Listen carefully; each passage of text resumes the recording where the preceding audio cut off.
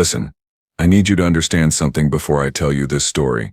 When the Galactic Council sent that final transmission to Earth, we thought we were being reasonable, generous, even. We gave them options. 3 whole options. Option 1, submit to containment protocols. Option 2, accept limited expansion rights under strict supervision. Option 3, leave the galaxy entirely and never return. Reasonable, right? Wrong. So catastrophically, horrifyingly, laugh until you cry and then cry for real. Wrong. My name is Krix. I am a senior diplomatic observer for the Vorthan coalition, which, if you are keeping track, means I get paid to watch other species make terrible decisions and then write reports about those terrible decisions. It is a comfortable job. Was a comfortable job. Before Earth. Before the humans decided that our 3 perfectly reasonable options were somehow insulting. That I am getting ahead of myself. Let me back up. 6 months. Whole 6 months ago I was sitting in my observation pod above the human homeworld, monitoring their response to our ultimatum. My assistant, a young Vorthan named Plek, was nervously adjusting his sensory stalks while we waited. "Do you think they will choose option 1? Plek asked, his voice trembling slightly. I glanced at him. Sweet kid. Naive. "Probably option 2, I said, sipping my stimulant drink. Humans are proud, but they are not stupid. They will take limited expansion over nothing. Oh, how wrong I was. The response came exactly 47 hours after our deadline. A single transmission. Text only. No fancy diplomatic protocols. No formal language. Just 11 words that would change everything. Thanks for the options. We have a 4th one instead. I read it 3 times. Plek read it 5 times. We both looked at each other with the same expression of complete and utter confusion. What does that mean? Plek whispered. I have no idea, I admitted, but it cannot be good. I was right about that part, at least. Within 12 hours, every single human vessel in Council space, and there were thousands of them, traders, explorers, diplomats, students, scientists, simply vanished, gone, disappeared. Poof. They did not go back to Earth. They did not file flight plans. They just stopped existing on our sensors.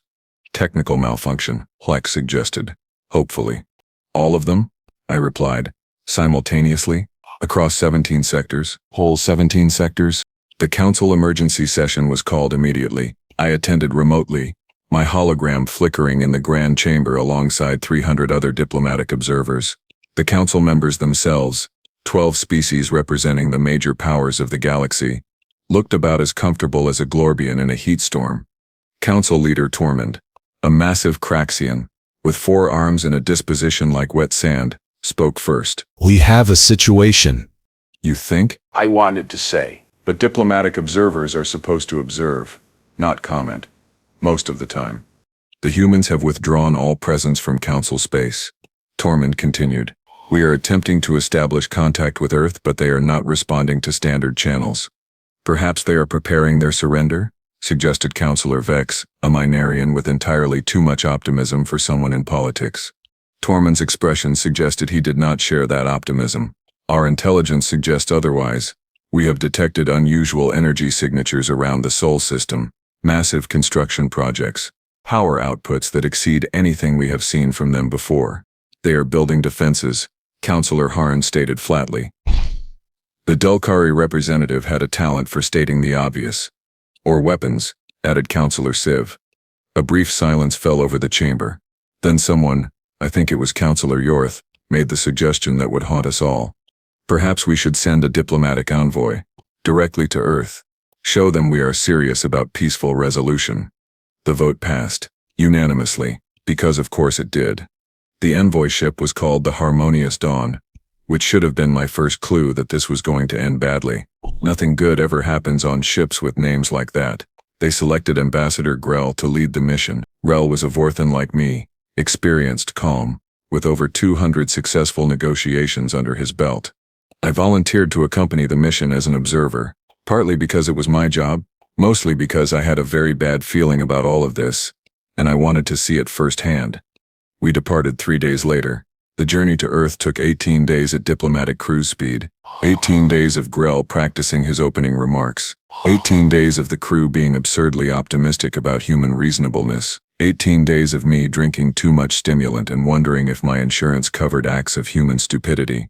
When we finally entered the Sol System, everything looked normal at first. Lost sun, check. Planets, check. Asteroid belt, check. Then we got closer to Earth. By the ancestors, whispered Captain Meller from the bridge. I rushed to the view screen. What I saw made my sensory stalks retract in pure shock. The entire inner system was a construction zone, not just around Earth, around Mars, the Moon, the asteroid belt, hundreds, maybe thousands of structures, stations, platforms, things that looked like weapons but on a scale that made no sense. And all of it, every single structure, was pointing outward, toward us, toward the galaxy. They built all of this in 6 months? Grell asked, his voice barely above a whisper. Impossible, Captain Meller replied. But the evidence was right there in front of us. Our communication officer, a nervous Plinthian named Torque, cleared his throat. Ambassador, we are receiving a transmission from Earth. Finally, Grell said, straightening his diplomatic robes. Put it through. The view screen changed. A human appeared, female, dark skin, sharp eyes, military uniform. Not a diplomat. That should have been our second clue. This is Admiral Victoria Kane of the Earth Defense Command, she said. Her voice was cold, professional, terrifying. You are entering restricted space. State your purpose. Grell stepped forward, using his most diplomatic tone. Greetings, Admiral. I am Ambassador Grell of the Galactic Council. We have come to negotiate a peaceful resolution to our current situation. We believe there has been a misunderstanding regarding our previous communication, and we hope to— You gave us 3 options, Admiral Kane interrupted. Her expression had not changed. Submit, accept chains, or leave. Why did I misunderstand something? Grell hesitated. Those options were presented in the spirit of galactic harmony, and— Let me stop you right there, Ambassador. Kane said. Here is what your council needs to understand. You threatened us. You told us to accept inferior status in a galaxy we have just as much right to as anyone else. You assumed we would simply roll over because you are bigger, older, more established. She leaned forward slightly. You assumed wrong. I felt a chill run through my entire body. This was not going well. Grell tried again. Admiral, surely we can find common ground. All the council is prepared to discuss modified terms. Perhaps a seat at the table, equal status, full citizenship rights for humanity. We can negotiate. Negotiation? Kane laughed. Actually laughed. It was not a pleasant sound. You do not send someone 3 threat options and then call it negotiation. That is called an ultimatum. And humans have a very specific response to ultimatums. Which is? Grell asked, though I could hear the fear creeping into his voice. Kane smiled. It was the kind of smile that predators give to prey right before the end. We stopped playing nice. The transmission cut out. For a moment, nobody on the bridge moved. Nobody spoke. We all just stared at the blank view screen where Admiral Kane had been. Then our sensors started screaming. Multiple contacts, Torque shouted, surrounding us. Where did they come from? I looked at the tactical display. 20 ships. No. 30. No. 50. They just kept appearing, materializing out of nowhere around our position. Sleek, black, bristling with weapons that my database had no classification for. They have stealth technology, Captain Meller gasped. Advanced stealth. They were here the whole time. One of the ships moved closer. Close enough that I could see details. Human letters on the side. The name. Consequences. Of course they named it that. Of course they did. A new transmission came through. Same Admiral, same cold expression. Ambassador Grell, you and your crew are in no danger. Yet, but I need you to deliver a message to your council. Can you do that? Grell nodded mutely. Good, Kane continued. Tell them this. Earth's answer to their ultimatum is as follows. We reject all 3 options. We are not leaving. We are not submitting. We are not accepting limitations. Instead, we are presenting the council with a new reality. Humanity is now a major power in this galaxy. Whether you like it or not, you will recognize us as equals, with full rights and full sovereignty. You will never threaten us again. And if any council species attempts to enforce their previous ultimatum, they will learn exactly why Earth spent 6 months building an armada instead of writing diplomatic letters. She paused. Do you understand? That is a declaration of war, Grell whispered. No, Kane corrected. That is a declaration of existence. War is what happens if you are stupid enough to ignore it. Now you have 24 hours to leave this system. Use them wisely.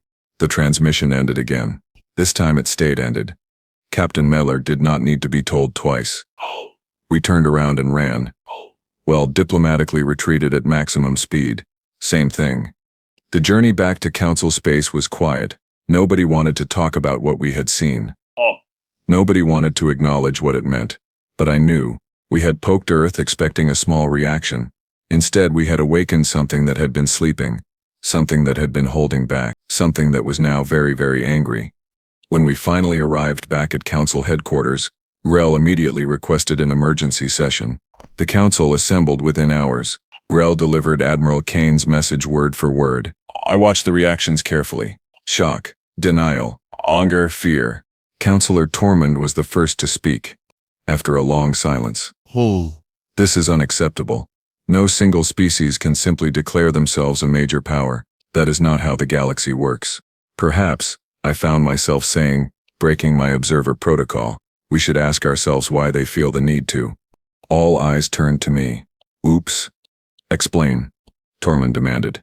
I took a breath. Here goes everything. We gave them an ultimatum that treated them as inferiors. We threatened them. We expected submission.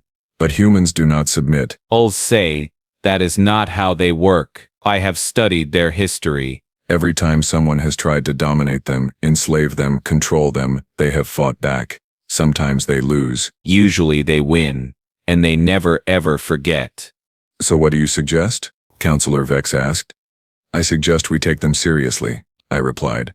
Because if we do not, we are going to find out exactly what 6 months of focused human engineering can produce. And based on what I saw, I do not think any of us will enjoy that lesson.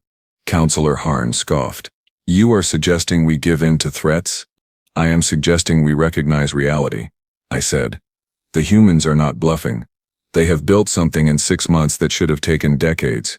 They have technology we do not understand. And they have made it very clear they will use it if pushed. One species cannot threaten the entire Galactic Council, Tormund stated firmly. I nodded slowly. You are right. They cannot threaten us. Tormund looked satisfied. They can promise us, I continued. And that is so much worse. The session ended with no resolution. The council was divided. Some wanted immediate military action. Others wanted to wait and see. The few, very few, suggested actually talking to the humans like equals. That night, lying in my quarters, I could not sleep. I kept thinking about Admiral Kane's expression, about those ships appearing from nowhere, about the name, consequences. The next morning, everything changed. Reports started coming in. Human ships, those same sleek black vessels, had appeared in neutral space, not attacking, just watching. Dozens of them. Hundreds. Positioned at strategic points throughout the galaxy. Manning operations, trade routes, communication hubs. Not threatening anyone. Just being there. Being seen. The message was clear. We are here. We are watching. Try something. And then the data packets started arriving, sent to every council species simultaneously. Technical specifications. Weapon capabilities. Ship performance metrics. Everything the humans had built in 6 months. They were showing us their cards. All of them. I read through the data, with growing horror. Faster than light drives that made ours look like toys. Weapons that could crack planets. Defensive shields that could shrug off our best attacks. And the numbers. Oh, the numbers. They had not built dozens of ships. They had built thousands, all hidden, all waiting. Why are they telling us this? Plek asked, reading over my shoulder. I understood. Because they want us to know. They want us to make an informed decision. They are not bluffing. They are not exaggerating. They are showing us exactly what we are up against, if we choose conflict. That is terrifying, Plek whispered. That is genius, I corrected. They are hoping we are smart enough to back down when we see the odds. Are we? Plek asked. I did not have an answer for that. The council emergency session was called again. This time the mood was different. The data had changed everything. Councillor Tormund looked like he had aged a decade overnight. We need to make a decision, he said heavily. Do we fight, or do we negotiate? If we negotiate, we look weak, Councillor Harn argued. If we fight, we lose, I interjected. Again, with the breaking protocol, I was going to get fired. Look at the data. Really look at it. They can match us ship for ship. And their technology is better, newer, more advanced. This is not a fight we can win. So, we just surrender? Harn snapped. No, I said calmly. We recognize reality. We accept Earth as an equal. We negotiate from a position of mutual respect instead of assumed superiority. We do what we should have done 6 months ago. The vote was called. It was close. Too close. But in the end, pragmatism won over pride. The council would negotiate. Ambassador Grell was not selected for the new diplomatic mission. Instead, they chose Ambassador Krill, a Dulcari known for her ability to negotiate with difficult species. I was not asked to join this mission, probably because I had broken protocol twice, but I monitored the reports carefully. The meeting took place on a neutral station. Earth sent Admiral Kane and 2 others. The council sent Ambassador Krill and a full diplomatic team. The negotiations lasted 3 days. When Krill emerged, she looked exhausted but relieved. We have an agreement, she announced. The terms were simple. Earth would be recognized as a sovereign power with full council rights. No restrictions on expansion, no special limitations, complete equality. In return, Earth would follow the same rules as everyone else. No special treatment, no exceptions, just membership. Fair, right? But there was one more thing. One final clause that Admiral Kane had insisted on. A clause that made me smile despite everything. Any species that threatens Earth with ultimatums in the future will be considered to have declared war on humanity, Krill read aloud, and humanity will respond accordingly. The council agreed. What choice did they have? That was 3 months ago. Since then, Earth has opened formal diplomatic channels.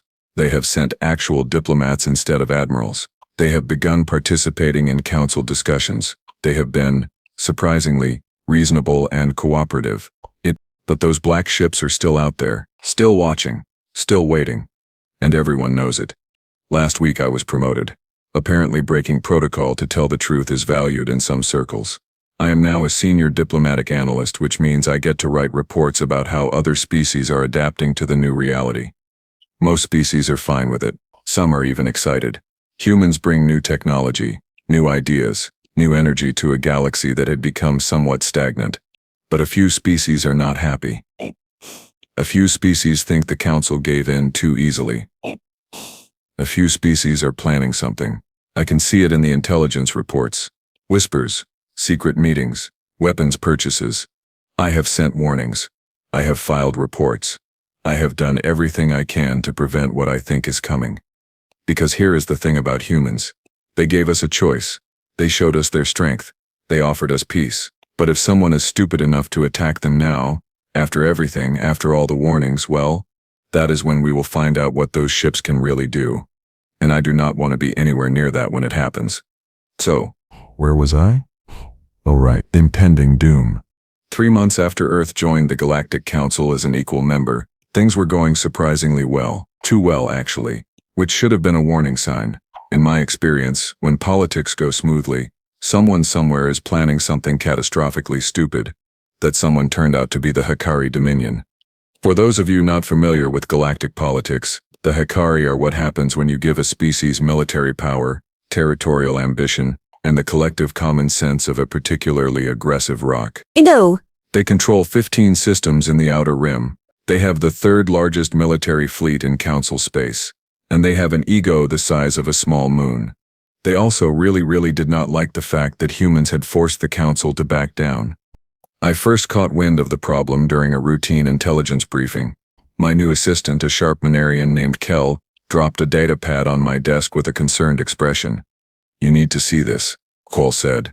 I picked up the pad and started reading. Then I read it again. Then I wanted to throw the pad out the nearest airlock and pretend I had never seen it. "They are forming a coalition?" I asked. My voice carefully neutral. 7 species, Kel confirmed. The Hikari are leading it. They call themselves the Sovereignty Alliance.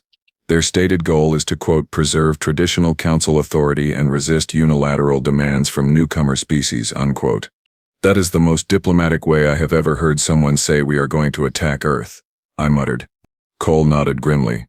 The intelligence suggests they are pooling military resources, building up fleets, running combat exercises. They are preparing for something big. That immediately filed an emergency report with the Council. Then I sent a coded message to my Earth contact, a human diplomat named Marcus Webb who I had been working with on trade negotiations. Marcus was one of those rare humans who actually enjoyed paperwork, which made him either very dedicated or very strange. Possibly both. His response came back within an hour. 3 words. We know already. Of course they did. Humans had spent 6 months building the most advanced intelligence network in the galaxy. They probably knew what the Hikari Supreme Commander ate for breakfast. The council session the next day was tense. Ambassador Krill presented the intelligence findings. The Hikari representative, a large aggressive-looking creature named Gormand, denied everything with the kind of confidence that only comes from lying badly. These are baseless accusations, Gormand declared. The Sovereignty Alliance is merely a mutual defense pact between concerned species. We have every right to organize for our collective security. Against whom? Asked Councillor Tormund pointedly. Gorman hesitated just long enough to make it obvious. Against any potential threats to Council stability. Interesting, came a voice from the human delegation section. Admiral Kane had arrived. She was not supposed to be at this session. Her presence made everyone nervous, because according to our intelligence, your mutual defense pact includes specific wargame scenarios. Scenarios that involve simultaneous attacks on human positions across multiple sectors. Would you care to explain that? The chamber went dead silent. Gorman's skin tone shifted to an angry red. Your intelligence is flawed. Is it? Kane stood up, and somehow, even though she was smaller than most beings in the room, she commanded attention.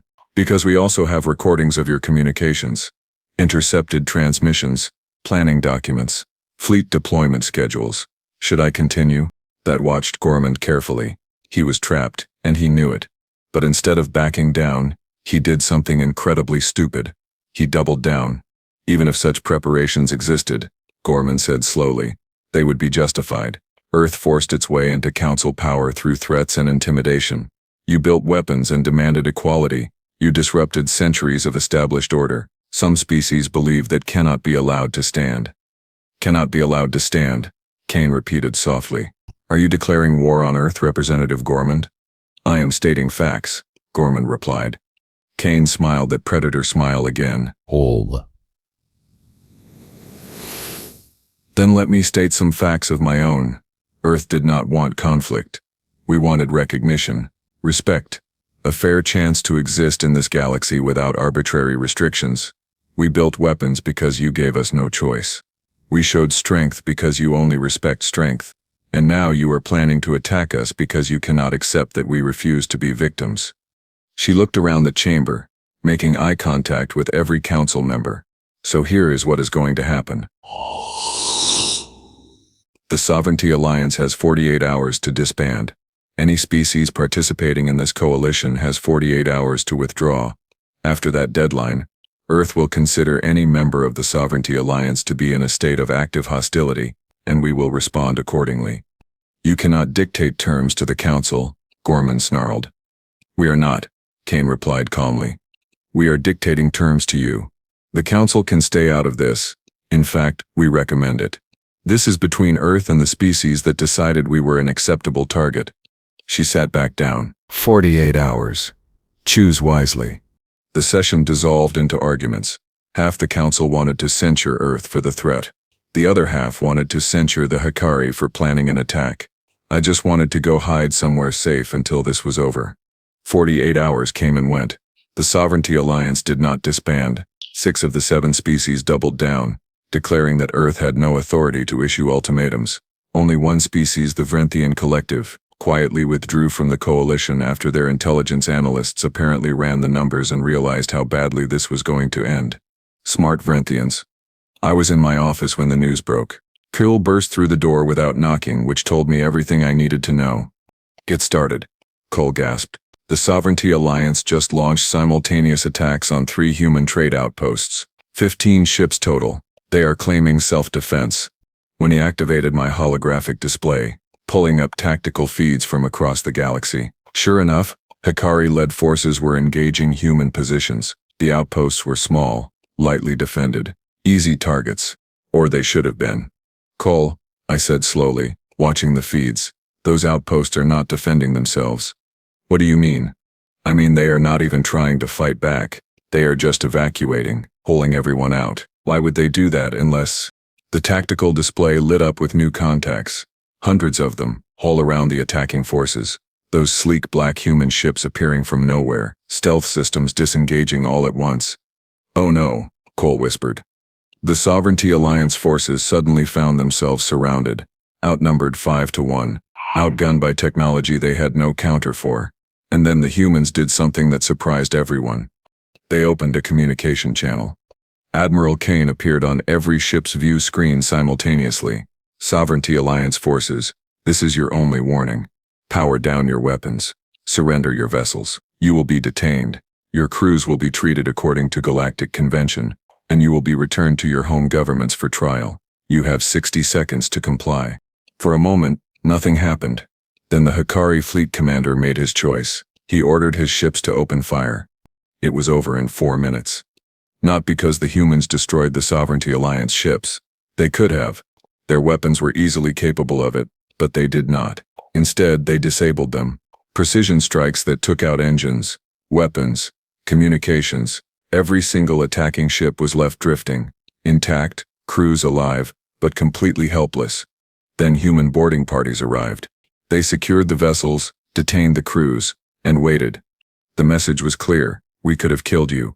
We chose not to, but we could have. The council emergency session that followed was the most chaotic thing I had ever witnessed.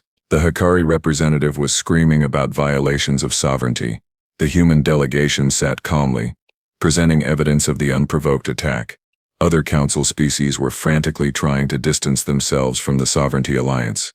Councillor Tormund finally managed to restore order by threatening to eject everyone from the chamber. Enough, he bellowed. The facts are clear. The Sovereignty Alliance launched an unprovoked attack on Council member Earth. Earth responded with appropriate force and remarkable restraint. This matter will be investigated fully, but preliminary findings suggest Earth acted in legitimate self-defense. Gorman stood up. The Hikari Dominion does not recognize this council's authority to... Sit down, Tormund interrupted, or I will have you removed. For the first time, Gorman looked uncertain. He sat. Ambassador Krill spoke next. Earth has requested council mediation to resolve this conflict. They have agreed to return all captured personnel in exchange for formal apologies and reparations for damages. They are not seeking territorial concessions or punitive measures beyond what is standard for acts of aggression. I blinked. That was incredibly generous considering the circumstances. Marcus Webb from the human delegation stood up. Earth does not want war. We have never wanted war. But we will not tolerate attacks on our people or our interests. The Sovereignty Alliance chose violence. We responded. Now we are offering peace. Take it. The negotiations took 2 weeks. In the end, all 6 attacking species issued formal apologies. Reparations were paid. The captured crews were returned unharmed. The Sovereignty Alliance was formally dissolved. And most importantly, every species in the Council learned a very important lesson. Humans were not bluffing. Not about their capabilities, not about their willingness to defend themselves, and not about their preference for peace over war. But here is the thing that really got everyone's attention. After the conflict ended, Earth did something unexpected. They released all their stealth technology specifications, all of it, made it available to every council species. Why? I asked Marcus during a private meeting. That was your advantage, your ace in the hole. Why give it away? Marcus smiled. Because we do not need it anymore. The technology is not what keeps us safe, Krix. The knowledge that we are willing and able to defend ourselves is what keeps us safe. Besides, if everyone has stealth technology, the galaxy becomes more balanced, more fair, harder for any one species to dominate the others. Including you, I pointed out. Including us, Marcus agreed. Earth does not want to dominate the galaxy. We just want to be part of it, as equals. That conversation changed how I saw humans. They were not conquerors. They were not empire builders. They were something much more dangerous and much more valuable. They were idealists who backed up their ideals with overwhelming force. 3 months after the Sovereignty Alliance incident, things finally started to settle down. Halder, the Council passed new regulations requiring all member species to maintain transparency about military buildups. Earth proposed and funded a joint defense initiative to protect against external threats. Relations between species actually improved because everyone was too nervous to fight with humans watching. But the real change was cultural. Humans started sharing more than just technology. They shared art, music, literature, philosophy. They opened their homeworld to tourists. They sent students to other species' universities and welcomed alien students to Earth. They became not just a military power but a cultural force. I visited Earth for the first time 6 months after they joined the Council.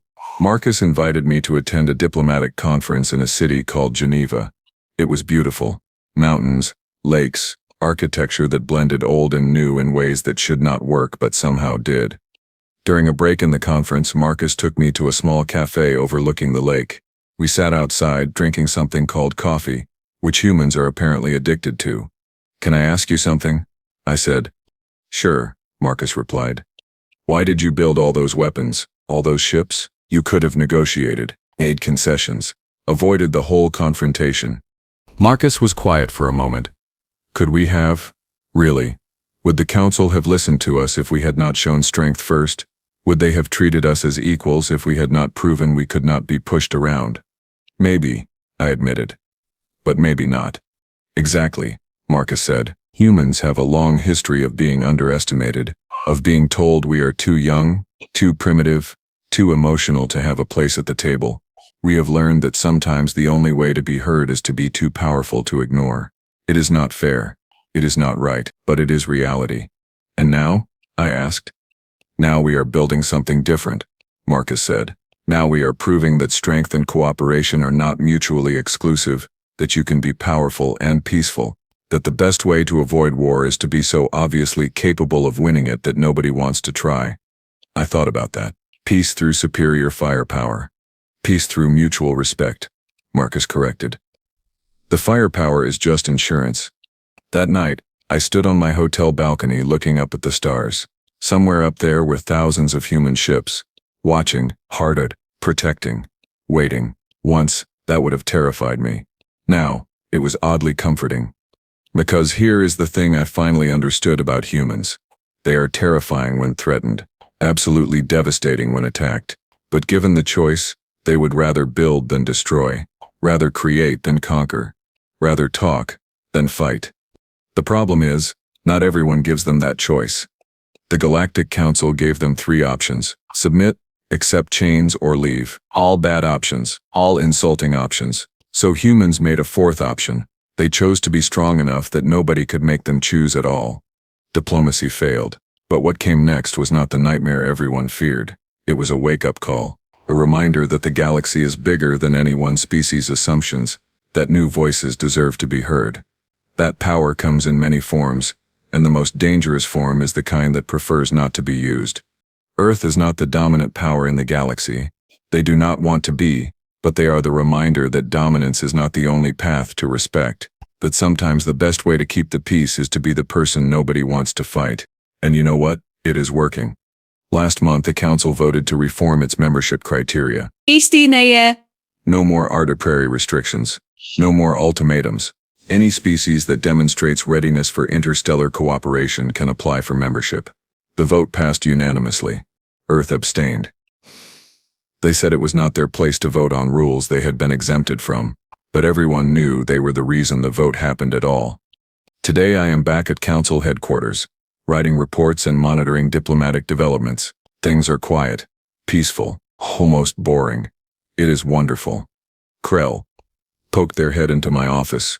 "Krix, we just received word. 3 new species have applied for Council membership using the new criteria." "Let me guess," I said. "All 3 have been in contact with Earth." "How did you know?" I smiled. "Because humans like to share. They found something that worked for them, and now they are helping others achieve the same thing. It is very human." Cole hesitated. "Do you think it will last? The peace?" I thought about that question, about Admiral Kane's cold expression, about those black ships appearing from nowhere, about Marcus's coffee and idealism, about humans choosing strength so they could choose peace. "Yes," I said finally. "Because everyone remembers what happens when diplomacy fails, and nobody wants to find out what humans will build next if we give them another 6 months and another reason." Cole laughed nervously. That is a terrifying thought. That is the point, I replied. Fear of war is the first step toward lasting peace. Understanding comes next. Friendship takes longer, but we will get there. You sound optimistic. Kel observed. I sound realistic, I corrected. Humans gave us a gift. They showed us exactly what they are capable of, then offered us partnership instead of domination. The smart species are taking that offer. The others will learn. And if they do not learn? I glanced at my monitor, where a live feed showed the Sol System. Those massive defensive platforms still stood. Those ships still patrolled. Earth had not relaxed its vigilance. They had just added cooperation to their strategy. Then they will discover what happens when humanity stops being diplomatic, I said quietly. And based on what I have seen, that is a lesson nobody survives well enough to repeat. The office was quiet for a moment. Outside my window, the council station bustled with activity. Dozens of species working together. Trading, negotiating, cooperating. A year ago, this had been a stagnant bureaucracy. Now it was something alive, something growing, something hopeful. All because one species refused to accept the options they were given and made their own instead. Diplomacy failed, but humanity succeeded. They turned a threat into an opportunity, the conflict into a catalyst for change, an ending into a beginning. And that, more than any weapon or ship or technology, is why Earth is the most dangerous species in the galaxy. Not because of what they can destroy, but because of what they can inspire. The future is uncertain, but for the first time in centuries, it is also exciting. The galaxy is changing, growing, becoming something better than it was. And if anyone is stupid enough to threaten that future, well, humanity has ships called things like consequences for a reason. But I do not think anyone will be that stupid. Not anymore. Not after everything. We learned our lesson, all of us. The hard way, the expensive way, the terrifying way. But we learned. Humans are not our enemies. They are our partners, our equals, our future. And honestly, after everything I have seen, everything I have witnessed, everything I have learned, I am okay with that. The galaxy is better with them in it. Scarier. Yes. More complicated. Absolutely. But better. And that is the real story. Not about weapons or war, or threats. About a species that was told to submit, and instead taught everyone else how to stand up. About power used in service of peace. About strength that builds rather than destroys. Diplomacy failed, but humanity did not. And that makes all the difference.